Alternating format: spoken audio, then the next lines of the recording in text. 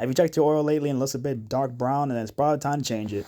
This is how to do a oil change on a 2003 Nevada Edition Ciron Silver 1.8 VVT Mx5 only. The only you can do in this car, only this car. Luckily, this job doesn't require that many tools. Feel free to pause to see what you need. As for how much oil you're going to need 3.8 liters for 1.8 and 3.7 liters for 1.6 respectively.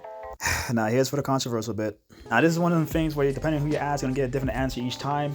Personally, I like to run 5W40 Castro Edge fully synthetic. Other people might say different. If you want to go by the Haynes mount, let's say 10W40 semi-synthetic. But now with all the prep all the way, let's get the wrenching. Now if your car has coilovers like mine, you probably need to jack it up and put on some jack stands. If you are on jack stands, make sure to push the car back and forth just to make sure it's all sturdy and safe. After confirming the car is safe and stable, you want to get your 17mm socket and ratchet and just crack it loose until you can do it by hand. Then position your container underneath to catch all the oil.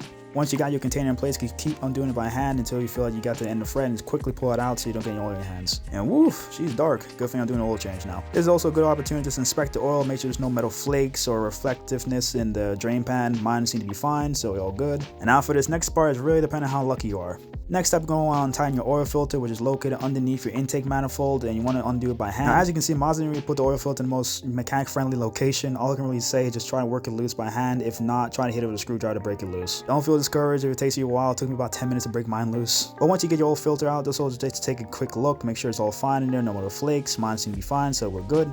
And with the new oil filter, just make sure to coat the rubber ring with some new oil just so it doesn't seize on, and just put it back on.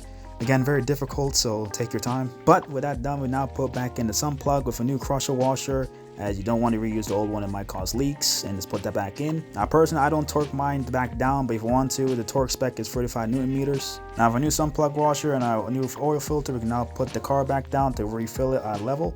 Now at this point, you want to crack open your oil cap and put in the amount of oil for your respective engine. To make exactly sure you have the perfect amount in the engine, refer to the liter amounts on the bottle and use your dipstick. Once you're done with that, put back on your oil cap and turn over the engine and give yourself a pat on the back for doing your own oil change. Now personally, I like to record these so I have a good note of when I did it so I can do it until next time, and you should be good for another 3,000 to 6,000 miles depending on your driving habits and oil used. But with that, thank you for watching until the end of the video. I hope you all were able to do your own oil changes as easy as I did, and till next time.